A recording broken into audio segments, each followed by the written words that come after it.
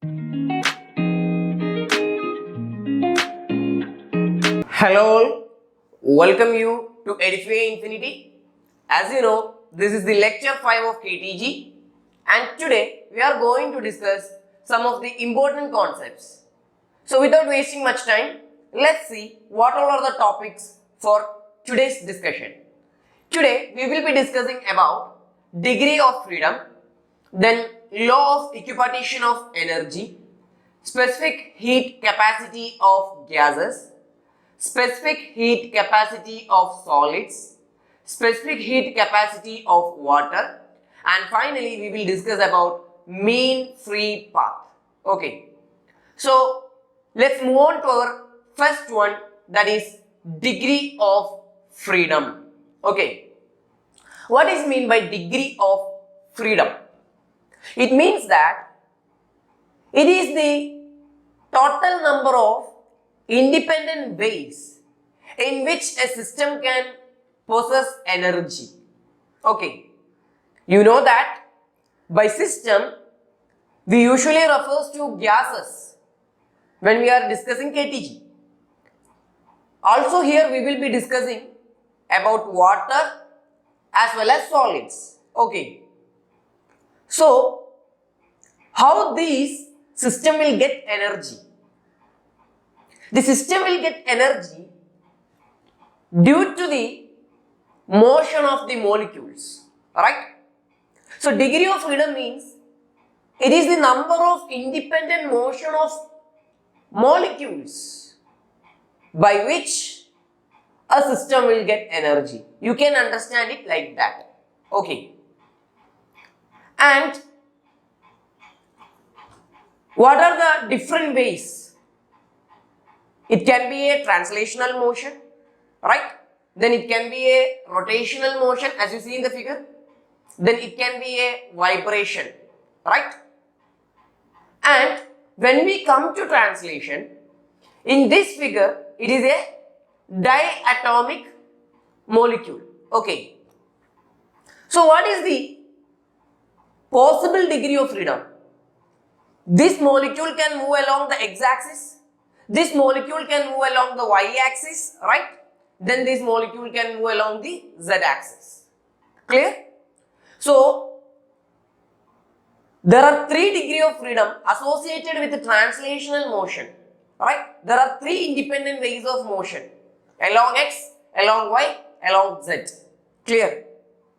When we come to rotation, the degree of freedom is different for monoatomic, for diatomic, as well as triatomic or polyatomic. Okay.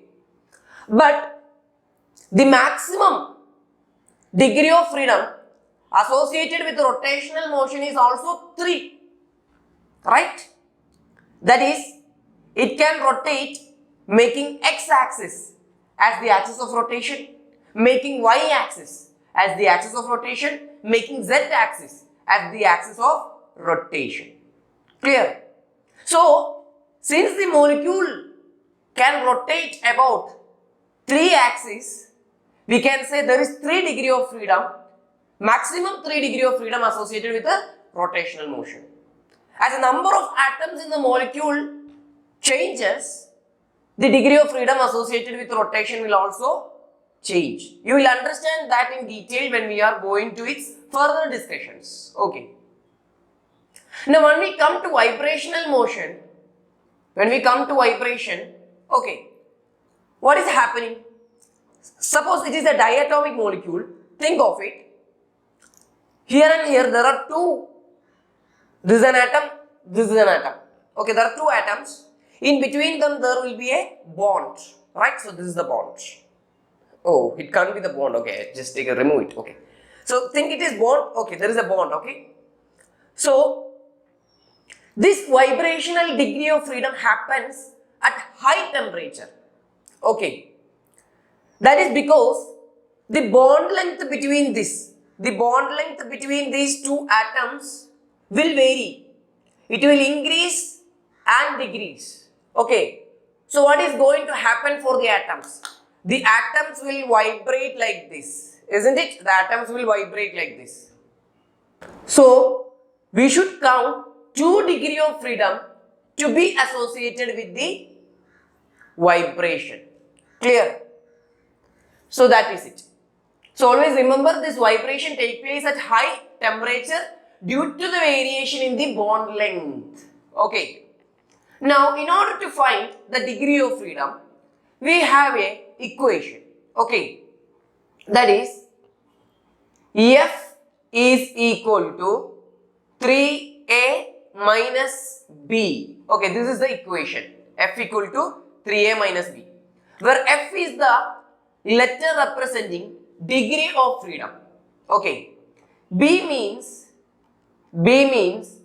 it is number of independent restriction. Okay, number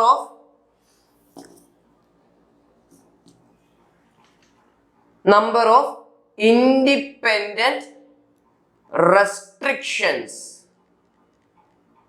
Okay, which means we are referring to the bond. Okay, number of bond. Simply you can remember like that, number of bond. Okay, now here A means number of independent particles. Okay, number of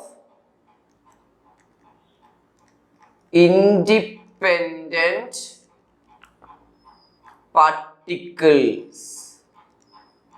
Okay, we are referring to, yes, number of atoms, right? Number of atoms. Clear?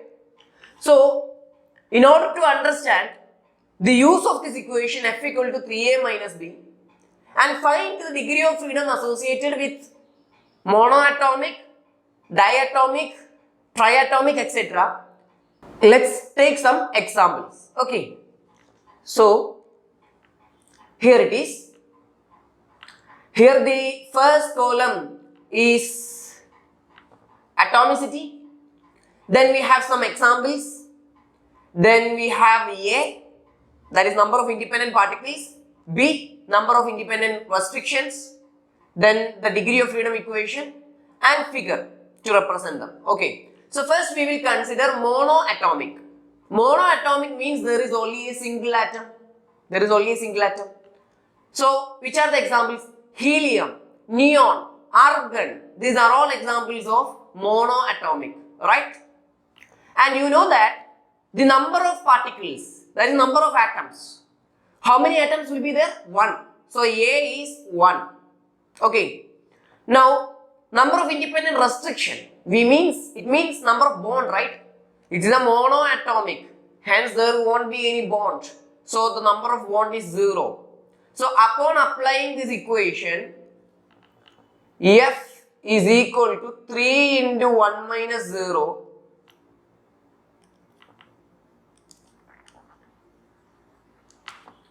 F equal to 3 into 1 minus 0. You will get your answer as 3. So you have to understand there are 3 degrees of freedom associated with monoatomic. Okay. Now diatomic. Okay, diatomic.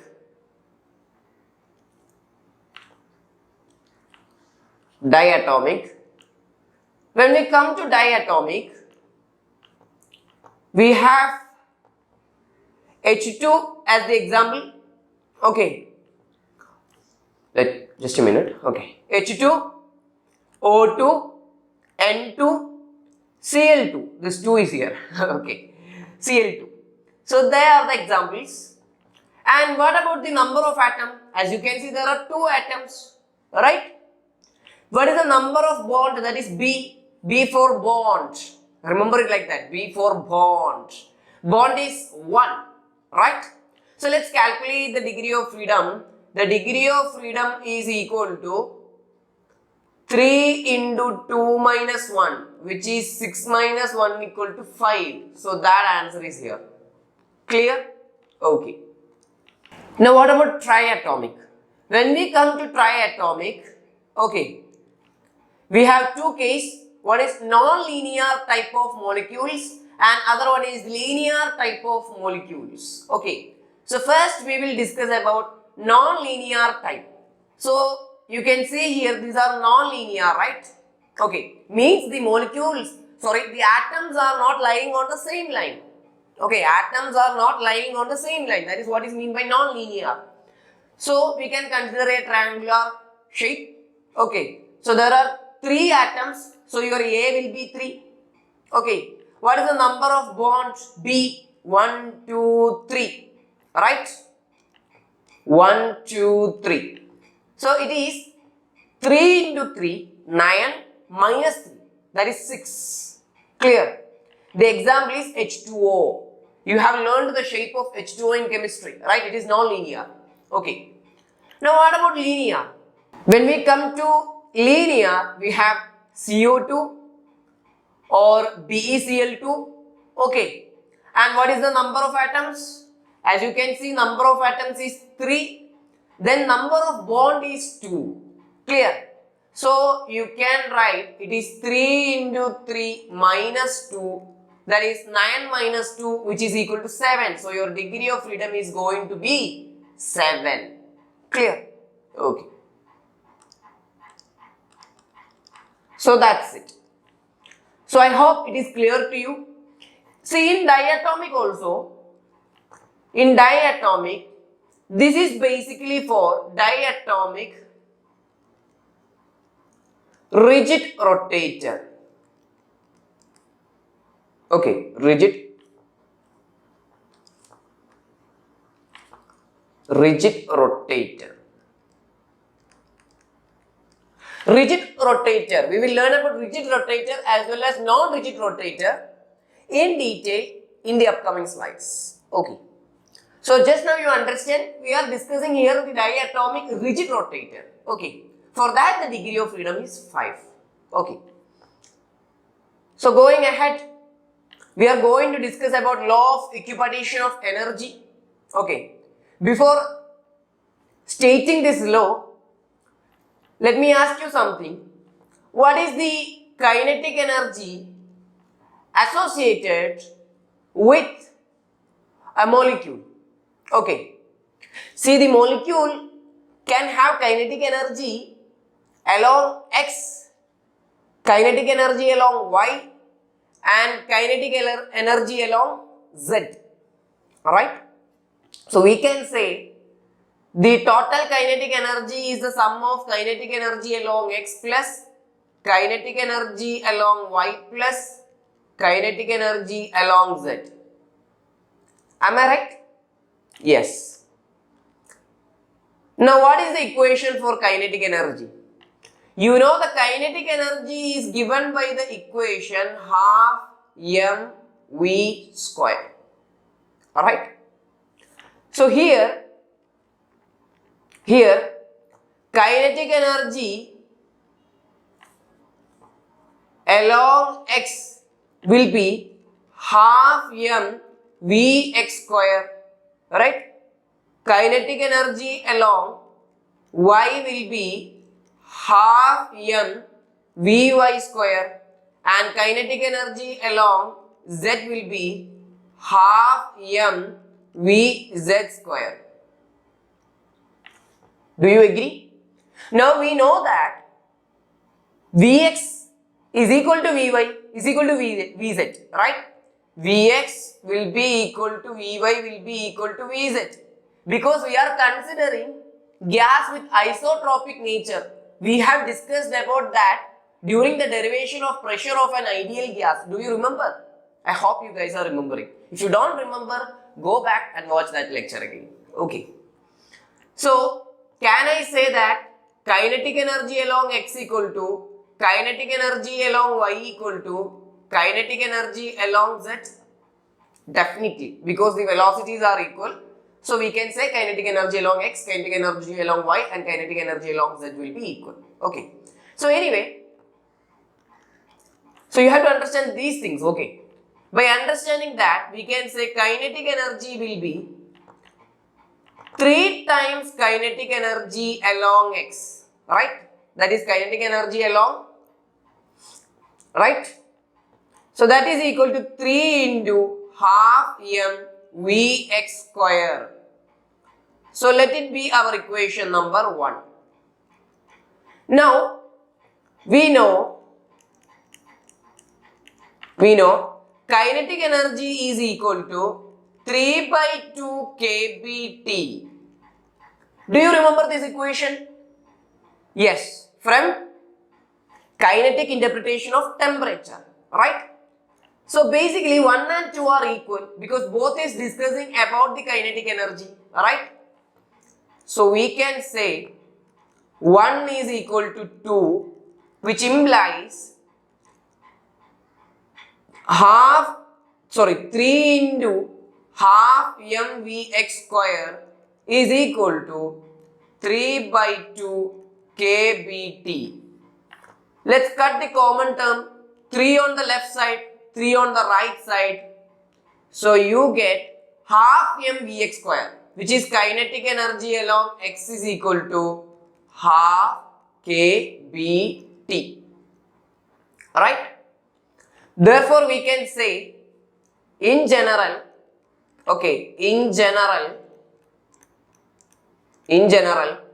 kinetic energy along x equal to kinetic energy along y equal to kinetic energy along z equal to half kBT. Clear? So, what can you understand from this? From this, we can understand that in equilibrium, the total energy is equally distributed, right, among all degree of freedom, such that for each degree of freedom, we have a average energy equal to half kBT. And this is the proof of that. You understand?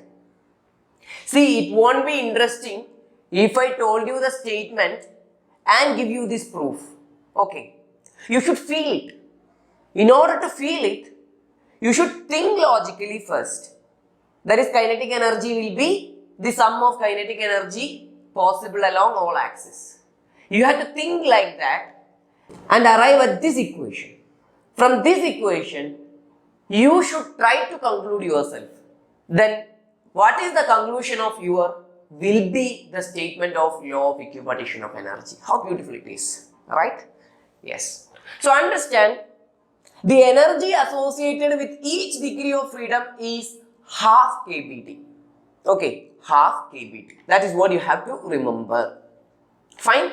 Okay. So now, by understanding this, let's understand the specific heat capacity of gases. This is basically a derivation. Okay, from here onwards we have derivations. And in examinations, you will have to do this. So for that, it is very easy, okay, don't be worried. It is very simple. So I will give you some steps and later I will give you a shortcut. So keep watching. Okay. So what are the steps you have to follow? What are the general steps you have to follow in order to understand the specific heat capacity of gases? The first one is, okay, define or find the degree of freedom. Find the degree of freedom, that is F. You have to find the degree of freedom. That's the first step. Second one is find internal energy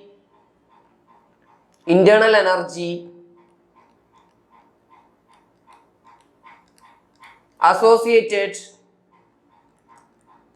with a single molecule. Okay. Now the third one is find the internal energy of Na molecule. Okay, Na molecule. Na means Avogadro number, which means 1 mole. Okay, which means 1 mole. Now the fourth one is find Cv. You know what is Cv? It is specific heat capacity at constant volume. Okay, what is the equation? Cv as Cv is equal to du by dt, where u is the internal energy and T is the temperature. Clear?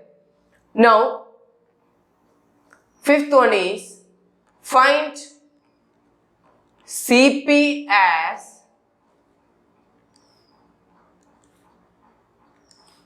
Cp is equal to Cv plus R. Alright? Yes. So this relation is called as Mayer's relation.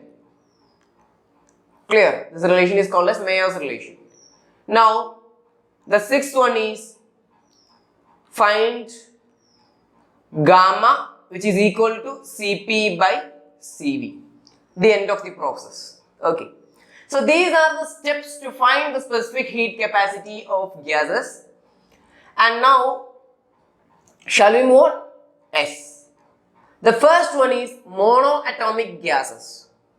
So for monoatomic gases, we have three translational degree of freedom. Okay. We already found that F is equal to 3a minus b. That is 3 into 1 minus 0, which is equal to 3. Alright. So that 3 is basically translational degree. That is, a monoatom can move or translate along x, translate along y, translate along z. Okay. This monoatom can even rotate. Okay. But that energy is so less that we neglect the rotational degree. Clear? Okay, fine. So that's it. So the first task is over. That is find degree of freedom. That is F is 3. We got that. Now second one is internal energy of one molecule, right? Internal energy of one molecule. Okay, let it be small letter u, which is equal to, you know that for one molecule, for 1 degree of freedom, it will be half kBt. Right? Here there are 3 degree of freedom. So it is 3 into half kBt. 3 into half kBt, which is equal to 3 by 2 kBt. Right?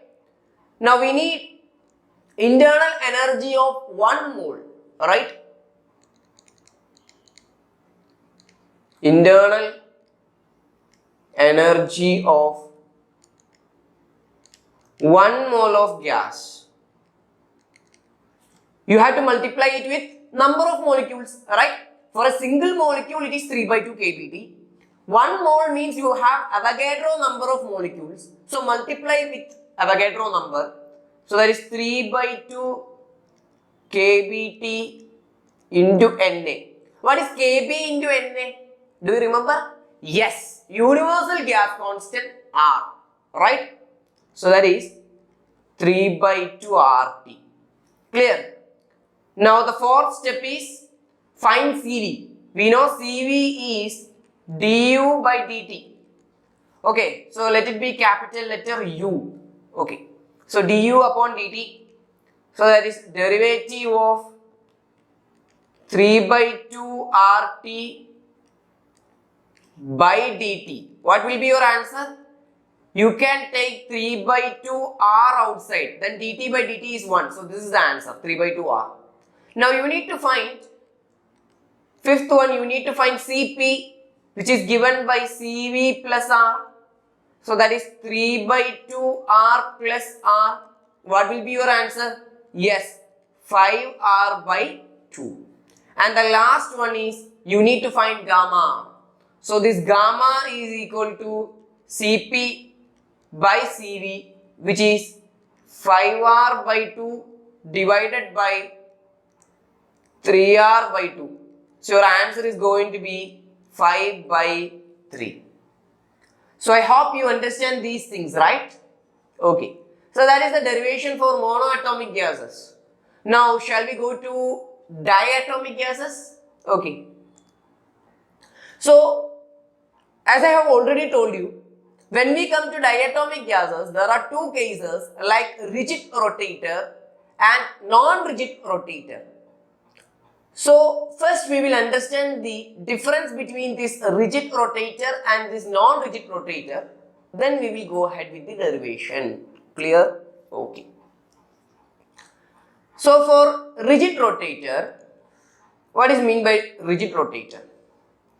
See, actually, I will draw a figure here, okay?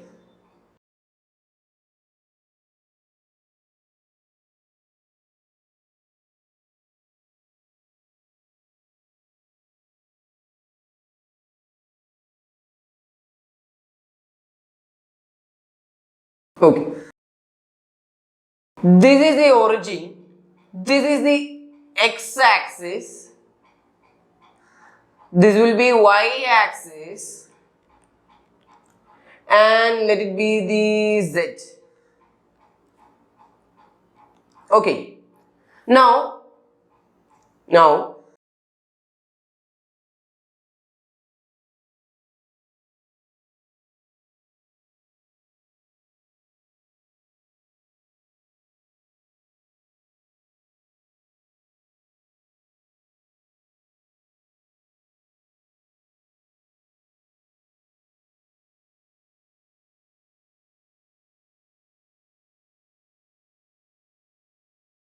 see, think of it.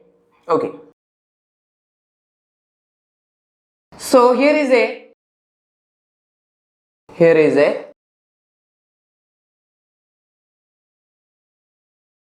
okay.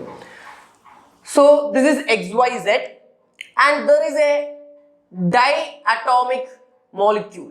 Okay. Suppose it is a rigid rotator. Rigid means the bond length, that is the yellow line. Okay, the bond length will not vary.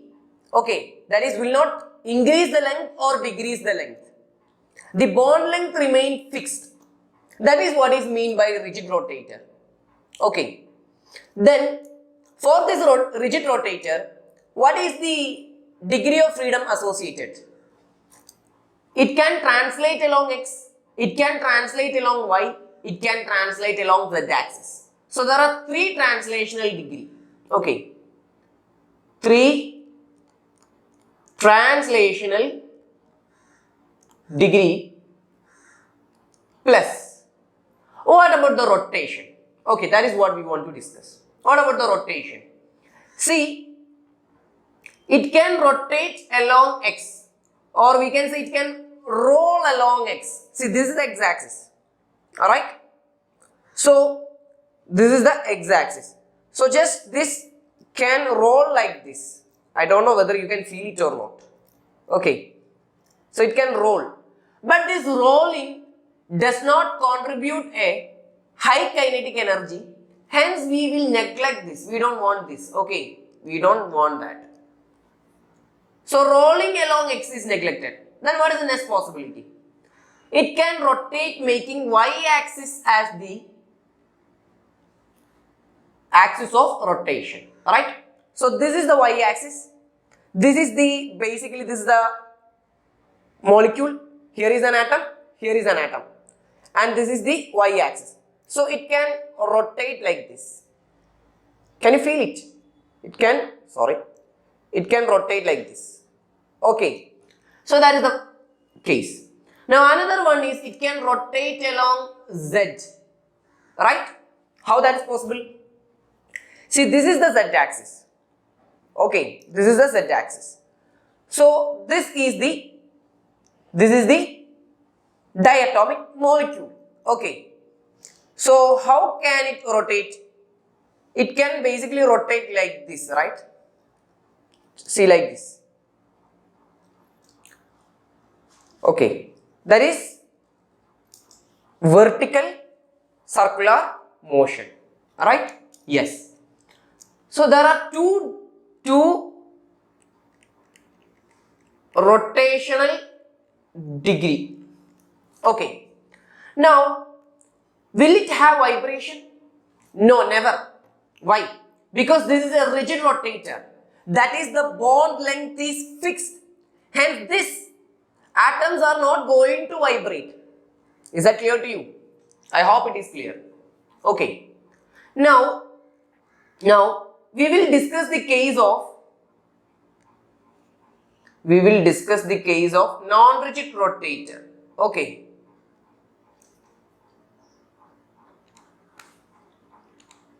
Now we will discuss the case of non-rigid rotator. So it will be very clear to you. Okay.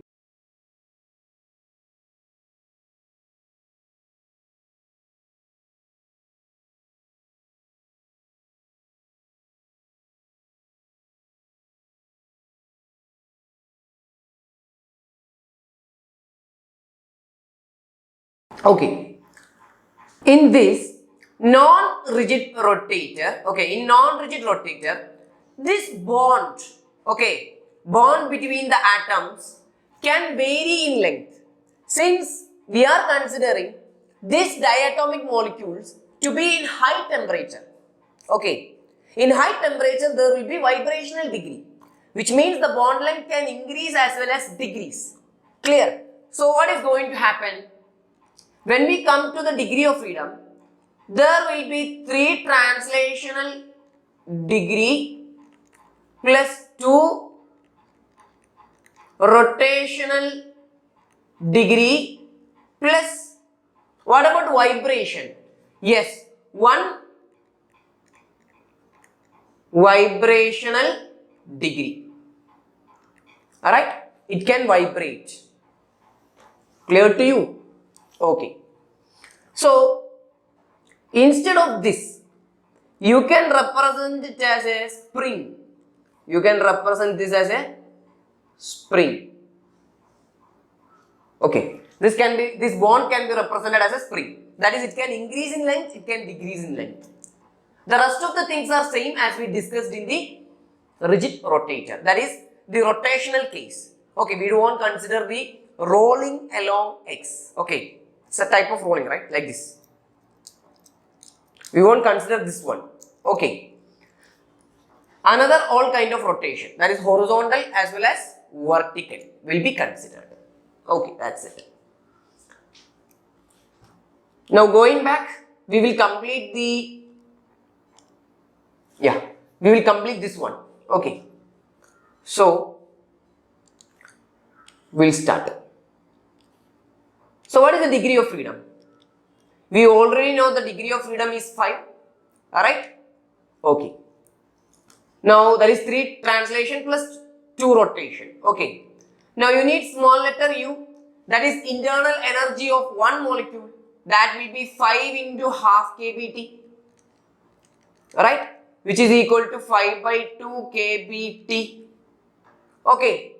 Now, what about the internal energy of 1 mole of gas? That is capital U. Okay. That will be equal to, you have to multiply this with number of molecules, that is Na. Do you remember the steps? Okay. So, it is 5 by 2 kBt into Na. So, that will give you answer as 5 by 2 RT. Alright. Now, what about the 4th step? You want to find CV. CV will be du by dt. Du by dt. So, upon derivating, this t will go. So, the remaining will be 5 by 2 r. Alright. Now, what is the 5th step? You need to find Cp. What is Cp? Cv plus r. So, that is 5 by 2 r plus r, which is equal to 7 by 2 r. Right? And finally, you need to find gamma. What is gamma? Gamma is Cp by Cv, which is equal to 7 by 2 r divided by 5 by 2 r. So, this is going to be 7 by 5. Clear? So, this is the derivation and concept of rigid diatomic gases. Clear? Okay. Going ahead, what about this diatomic gases, which is a non-rigid rotator? Okay. So, let's discuss that.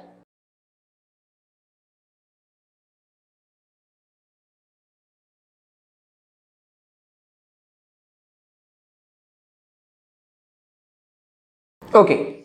So listen here. First, we need F. Right? What about F? Yes, count it. 3 plus 2 plus 1. 6. Then wrong. Okay. Why wrong? I have told you, associated with vibration, you have 2 degree. Right? Because think of vibration, how it is. It will move away and it will move towards. So it is 2. Okay. So when there is one vibration, you have to count it as 2 degree of freedom. So it is 3 plus 2 plus 2, that is 7 degree of freedom. Clear? Okay. Now next, small letter U, that is internal energy of one molecule, that is 7 into half kBt, which is 7 by 2 kBt. Now, what is the internal energy of 1 mole? You have to multiply this with Na. So, 7 by 2 kBt into Na. Again, kb into Na is R. So, it is 7 by 2 RT. Alright? Yes. Now, fourth one, you need to find Cv. Cv is du by dt. So, that is going to be 7 by 2 R. Right? Now you need to find Cp. Cp is Cv plus R. So that is 7 by 2 R plus R. So your answer is 9 R by 2. Right? And finally you need to find gamma. Gamma is Cp upon Cv, which is 9 R by 2 by 7 R by 2. So your answer is 9 by 7. Clear? So this is the required answer for diatomic non-rigid rotator. Okay. Okay. I hope it is clear to you. If you have any doubt, then put it in the comment box. Definitely I will give you the answer. Okay. So that's it. Now, polyatomic gases. That is what we are going to discuss.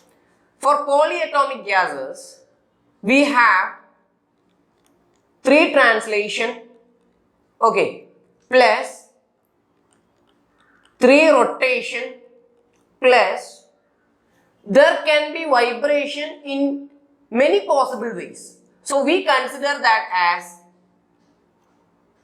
F, or we'll consider that as F vibrational degree. Okay.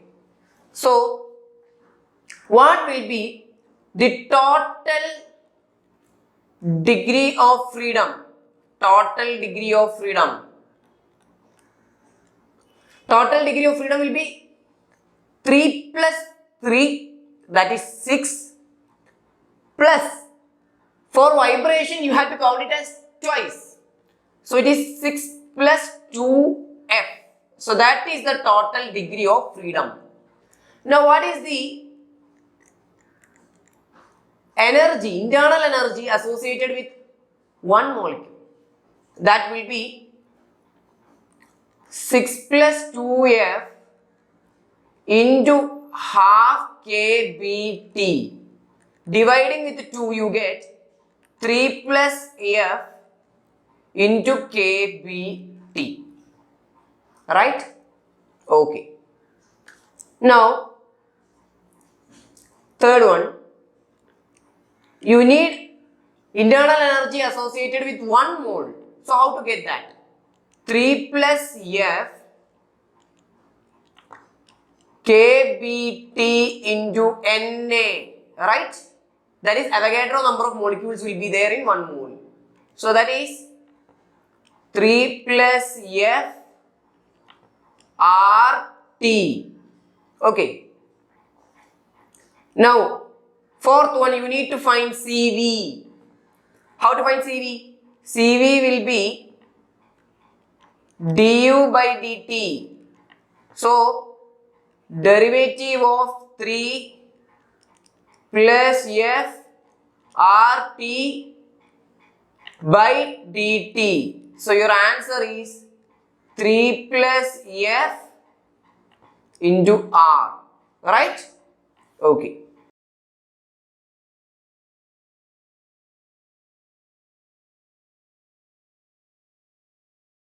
Now, fifth one, you need to find CP. CP will be CV plus R, right? So that is 3 plus F into R plus R. So, can you take this R outside? Yes, R as common. So, here remaining is 3 plus F and here remaining is plus 1. So, it is R into 4 plus F, right? And the last and final step, gamma is equal to Cp by Cv. So, which is 4 plus F into R divided by 3 plus F into R. So that R get cancelled. So your gamma answer is 4 plus F by 3 plus F. So this is the required answer for polyatomic gases. While you are deriving this, you have to be very careful. Okay. Some students may have tried to do it yourself by pausing the video, and most probably they may have got the answer wrong. They may have. Okay. So you have to be careful while dealing with this part.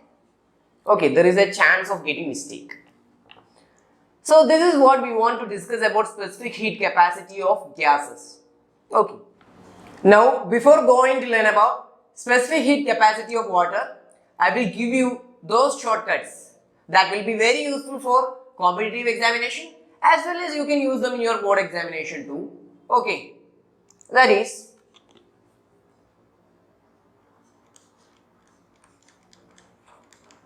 shortcuts. First one is how to find degree of freedom. You already know that equation, 3a minus b, where b is number of bonds, a is number of atom. Alright? Okay. Now next one is to find the internal energy for n moles. You have equation NCV delta T. This may be already familiar for you from thermal property or from thermodynamics, most probably from thermodynamics, right? So here N is number of moles and delta T is change in temperature, right? Okay. And now third one is for finding CV, you have F by 2R. So this U can be written as N into F by 2R delta T. Okay? Okay, fine. Now what about fourth one? In order to find CP, the equation is F by 2 plus 1 into R. Okay. And finally, for finding gamma, you have equation 1 plus 2 by F, where F is the degree of freedom. Clear? So these are the 5 shortcuts that you can use. Okay. Now let's check, is these shortcuts are really working? Okay, let's see that. Let's see that. Okay. Okay. First one was F, right? So F, we will consider monoatomic. Okay. So that your F is 3a minus b, 3 into 1 minus 0, which is equal to 3. Clear? Now next, for finding u, your number of moles is 1. For 1 mole, it will be, n will be 1, right? So 1 F by 2 R delta T or T. Okay. So it is 3 by 2 R T. Right? Yes. Now, third one, for finding CV, your CV will be, for F it is 3, right? So it is 3 by 2 R. Now for finding CP, it is F by 2 plus 1 into R. So it is 3 by 2 plus 1 into R, which is 5 by 2 R. Right? Now finally, for gamma, it is 1 plus 2 by F. So 1 plus 2 by 3. Upon cross multiplying, you get 5 by 3. See, these was the results we got during the derivation of monoatomic gas. Right? Specific heat capacity of monoatomic gas. Same is the result here also. So these shortcuts are really working and you can use them. Okay. Now, let's move ahead and discuss specific heat capacity of solids. Okay. When we come to solids, you know that in solids, the molecules are very closely packed, right? So for these molecules, they can only vibrate about their mean position. Okay, they can only vibrate about their mean position. So that's the first thing. Molecules or atoms or atom can vibrate about mean position. Vibrate about mean position. So in 1D, there is one dimension, we can say the degree of freedom is 2 because we are considering vibration in a single axis. Okay. So that will be 2, right? You have to count it as 2 if it is vibration. Therefore,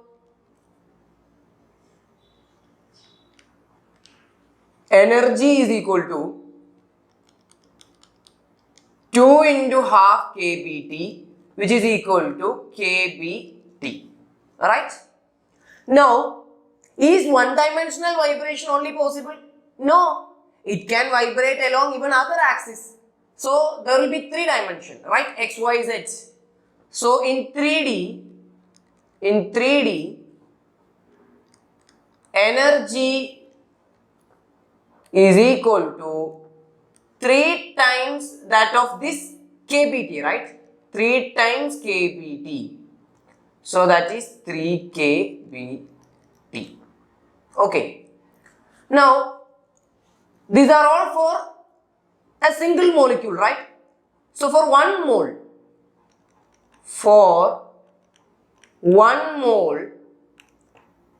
internal energy will be 3 kBT into Na. Do you agree? So it will be 3 RT. Okay. Now here we don't have Cp or Cv. We only have specific heat capacity of solids, that is C. Okay. So the specific heat capacity of solid C is given by du by dt. Okay. So which is equal to derivative of 3RT by dt. So your answer is 3R. Clear? So how to do it? 3 into, what is the value of R? It is 8.314, right? So upon calculating, you will get 3 into 8.314.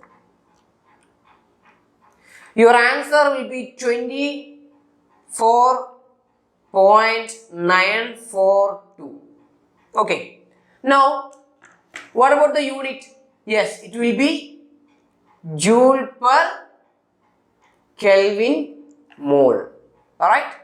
So, this is the specific heat capacity of solids. So, the main thing you have to understand, in solids, the molecules are closely packed.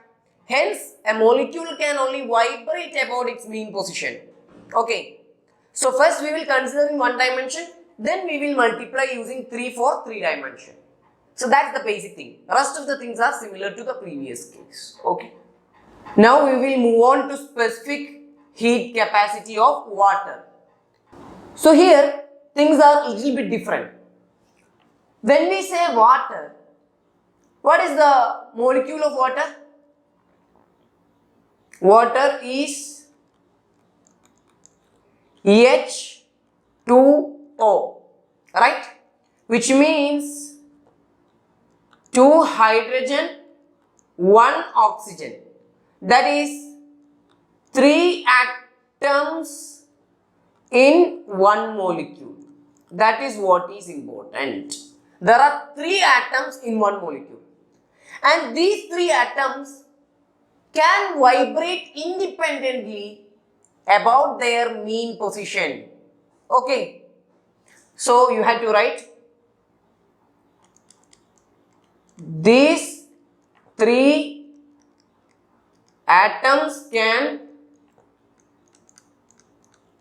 vibrate independently about mean position. Clear?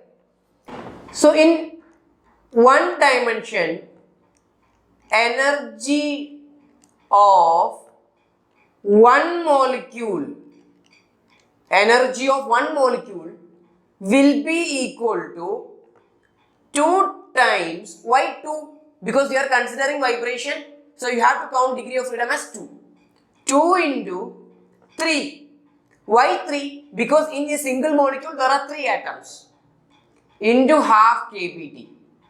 So, this is equal to 3 kBt, right? So, in 3D,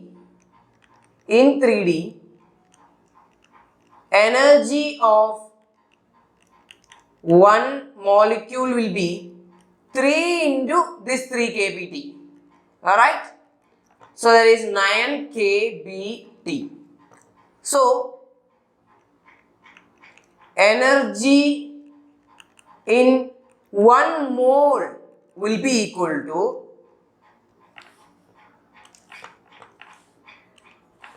9 kBt into Na, Avogadro number.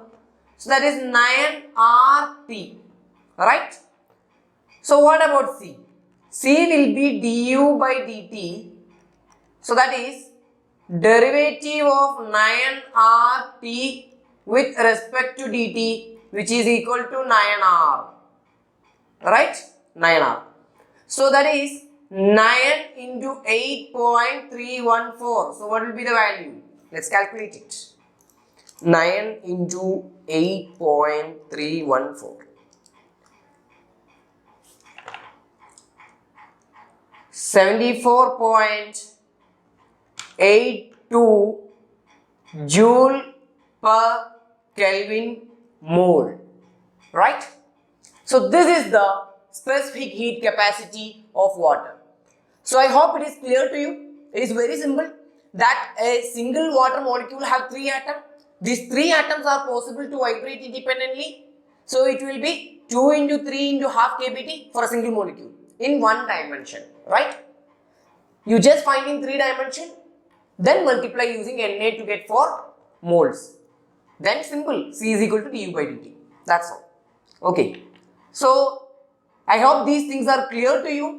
Try to do it yourself so that it will be more clear. Now, we will move to the last and final topic, that is mean free path. Okay. So, what is mean by mean free path? Mean free path means it is the average distance travelled by a molecule between two successive collisions. Okay, we know that when we take gas inside a container, these gas molecules are in random motion. They move here and there, right? So, gas molecules are colliding with each other. So, for a gas molecule, what is the average distance that travel between two near collisions or between two successive collisions? That can be taken as the mean free path. For understanding in a better way, consider this diagram. Okay, here the blue one is a molecule. That molecule travel and hit this one. Okay, then it will change the speed as well as it will change the direction. It goes like this and hit this one, this molecule. Then again that molecule will go and hit it. So like that, there are many collisions happening. Alright. So, the distance between this collision can be marked as lambda 1. Okay. The next can be marked as lambda 2. Then this can be marked as lambda 3. This can be marked as lambda 4. Then the distance, if there are n collisions, then the last one can be marked as lambda n. Right? So this lambda 1 is the distance between the first collision. Lambda 2 is the distance between the second collision. Right? So how to find the average distance? The average distance lambda will be equal to lambda 1 plus lambda 2 plus lambda 3 plus etc. plus lambda n whole divided by capital N, where n is the number of collisions. Clear? Okay. So this concept is clear to you, right? Now the equation for lambda, the important equation is 1 by root 2 pi d square into n. This is the equation to find the mean free path. Okay. Where d means diameter of molecule and where n is number density. You know what is number density, right? Number density means number of molecules in a unit volume. Clear?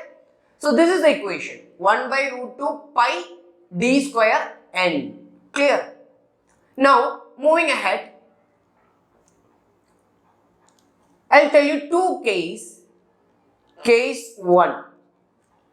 We know lambda is nothing but 1 by root 2 pi d square n. Let it be your equation number 1.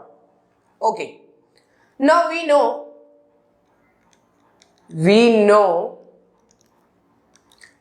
PV is NKBT. Right? So from here, your N by V, okay, N by V, that is number of molecules in a unit volume, will be equal to P by KBT, question number 2, right? So this N by V is nothing but it is small n, okay, that is number density. So put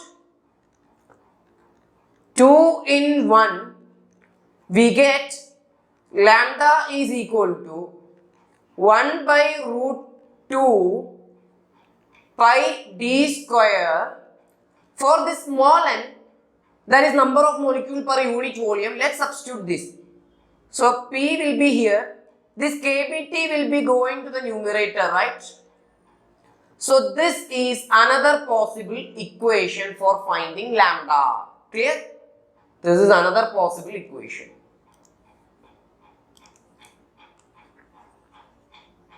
Okay. So from here you can say that your mean free path is directly proportional to the temperature. So how can you plot it as a graph?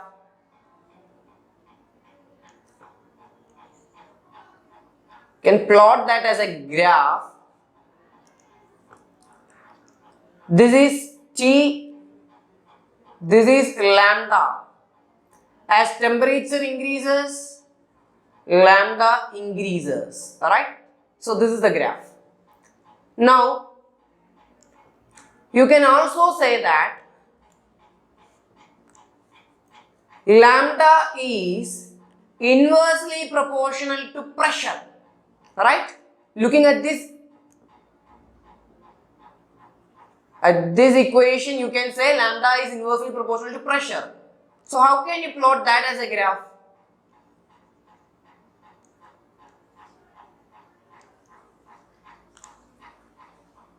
This is pressure and here we mark lambda.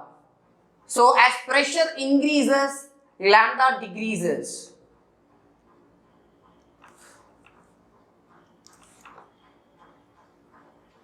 I'm not good at drawing that type of a curve. So this is the curve. Okay? Yes. So there is a little bit of shaking. You have to draw it very clearly. Okay. So that's it. Now we'll go to the next case. Let's derive another equation for lambda. Okay, case 2. Case 2. So let's see that. Now we know that lambda is 1 by root 2 pi d square n. Equation number 1. Okay. Also we know this number density is number of molecule per unit volume. Therefore, lambda can be written as 1 by root 2 pi d square. Instead of the small n, you are substituting capital N by V. So that capital N will be here and V will be in the numerator. Do you agree? V means it is volume. We know that volume is, let it be equation number 2. Volume is mass of the total molecule by density. Mass by density, right? Where this is mass of all molecule, right? So can we write this volume as small m into n by rho, where capital N is the number of molecule and small m is the mass of single molecule. Capital N means it is number of molecule. Rho means it is the density. So let it be equation number 3. So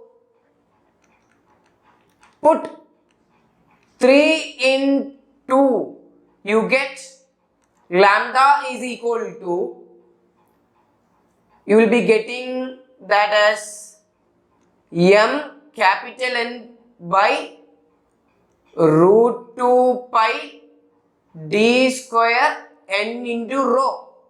Okay, substitute yourself. Check whether you get this. Cut this n and this n. So you get the equation for lambda as m by root 2 pi d square rho. So this is another equation which is important. Okay. So you can say your lambda is proportional to m, that is mass of each molecule. Alright? So how to plot it as a graph?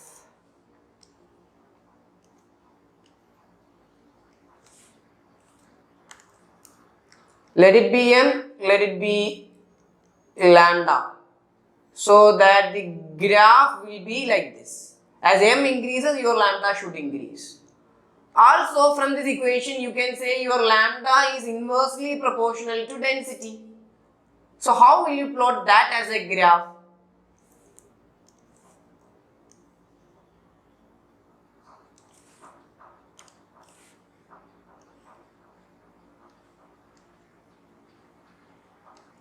Okay.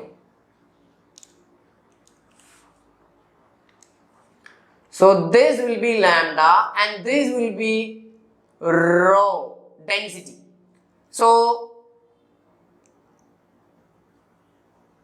the graph will be something like this, right? As I told you, I am not good at drawing that shape of a curve. Almost same, right? Okay. So these are the things that we have planned to discuss in this lecture.